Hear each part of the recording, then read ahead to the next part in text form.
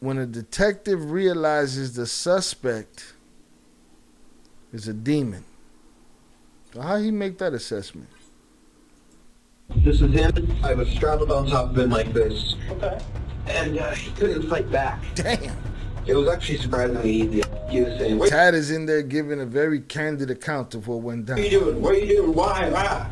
And I just kept on stabbing his neck. I was so excited, so rushed up on adrenaline. And I was like, This is Brian Cohee, the 19-year-old with a troubled past and various mental disorders. While being interviewed by investigators, Cohee reportedly admitted to killing and decapitating a homeless man.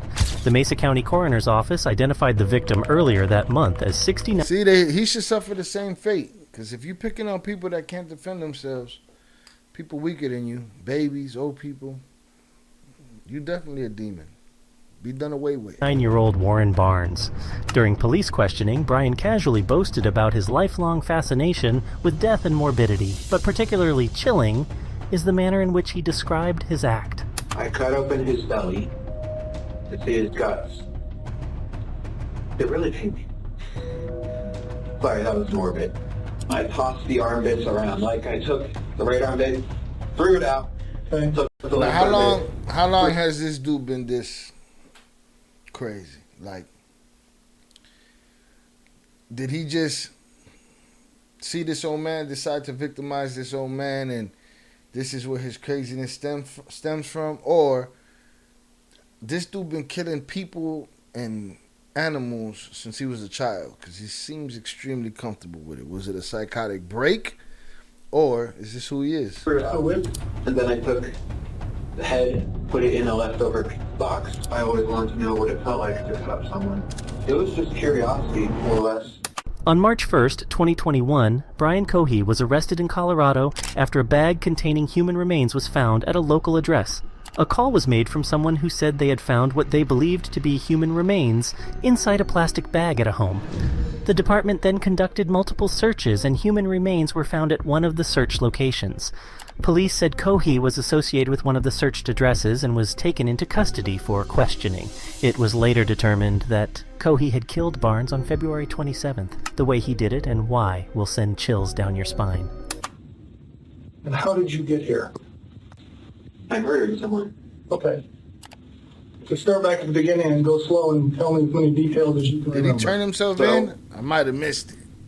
Because, I mean, Murray going to jail for the 15 years, probably. I have no idea. Oh, he's done his research. He's done his research. He figured he could get a murder of somebody that nobody missed. 15 years. We're at the beginning. Because that's how important you are to him. It's murder. I mean, I'm going to jail for Okay. 20, probably. But I am in a bad state of mind at that time. I have major depressive disorder, so I am not thinking something positively. Okay. And Brian, before you start, you say you have a major depressive disorder. I'm just curious what those are.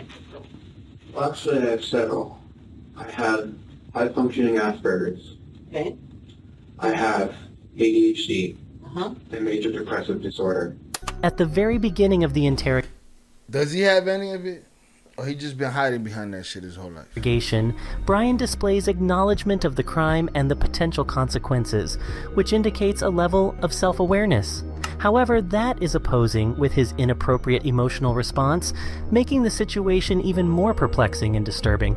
His disclosure of having high-functioning Asperger's syndrome, or ASD, as well as ADHD, and major depressive disorder provides some context, though it doesn't excuse or entirely explain the alleged violent behavior.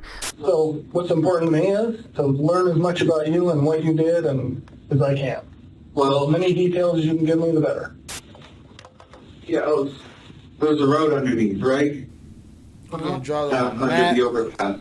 And I was He's driving gonna along, give them a physical representation and reenactment, the whole nine. and I see a shape here on the railway track. So I'm like, oh, interesting. Okay. And I'm like, that's a homeless person. So I grab my knife, I put on 3 layers of gloves. What are you worried about? I mean, this looks like it's pretty close to the road and stuff. Somebody seeing you Well, or catching you? It was 11 p.m., Okay. so not many were driving by. So were you worried about them seeing you? I was worried about one of them stopping. But What did you think had happened if somebody... Well, if they looked, well, it was quite dark under there, so they wouldn't have seen the guy unless they looked. They would have seen me holding a bloody 12-inch knife, wearing gloves, and wearing a mask to conceal my identity, a face mask. Okay.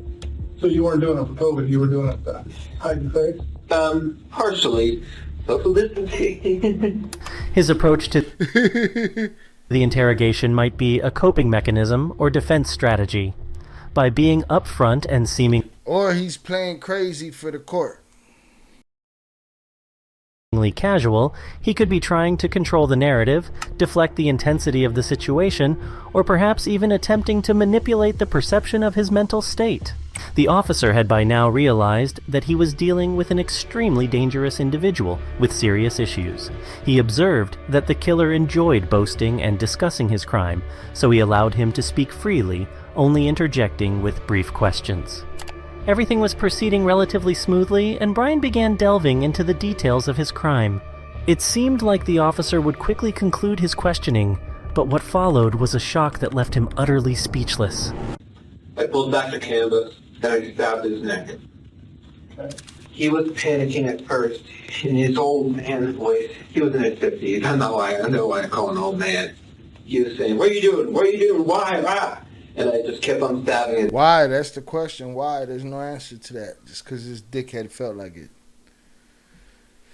Because this coddled, whatever, basket case decided he was going to pull somebody's tarp back and end them. His neck. Is it okay if I do a demonstration? Oh, yeah. Bro, whole demonstration. This is him. I was struck. All right, are we taking votes on how many years he got?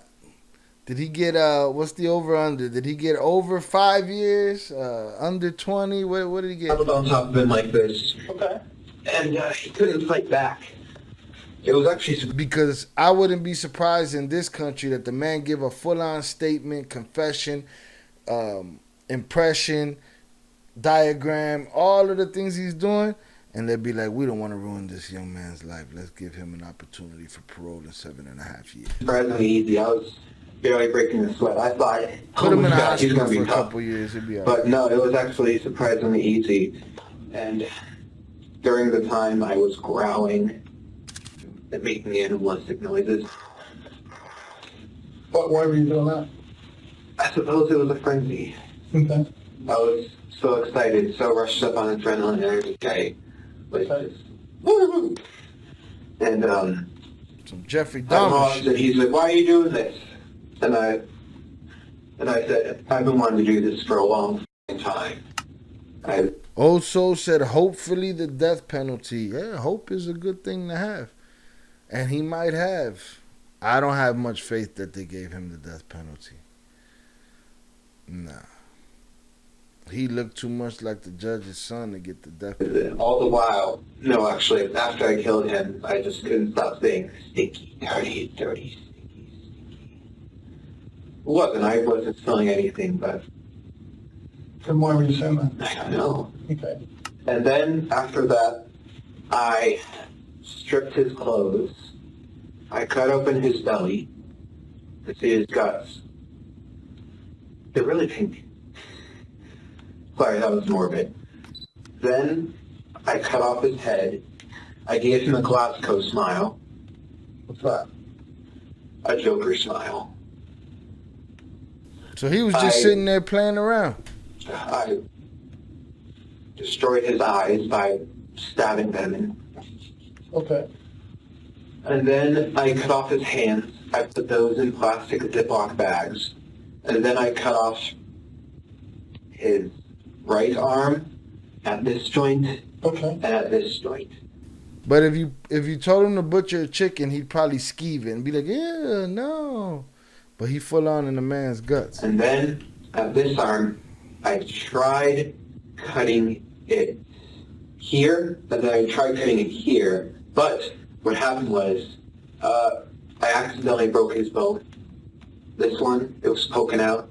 Okay. And so I left that one here, partially cut, dismembered here, bone sticking out. And then I left his body there. and then I took the head, put it in a leftover box from the dinner a few nights ago. Some individuals commit heinous acts as a way to garner attention, Wait, he can't. whether negative. A few nights ago.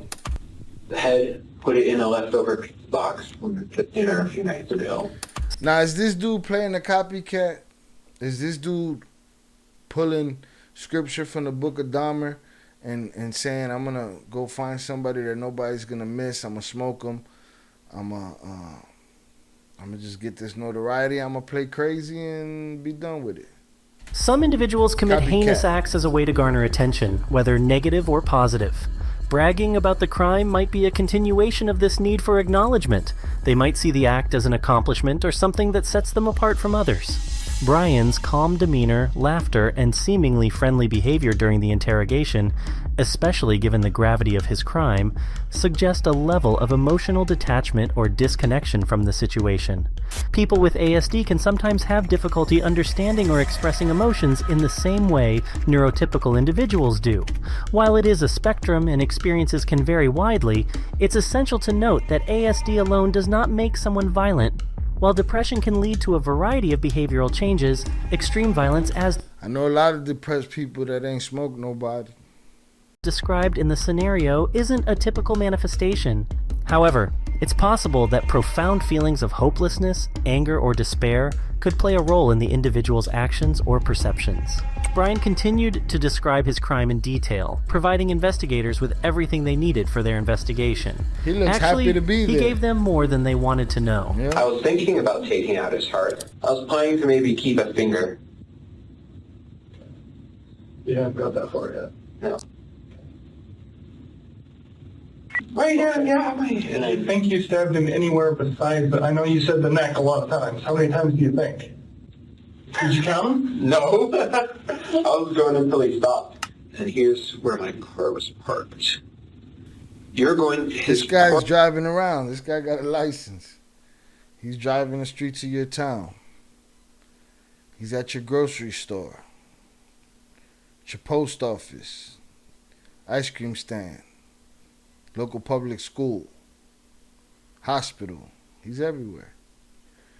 corpse is here.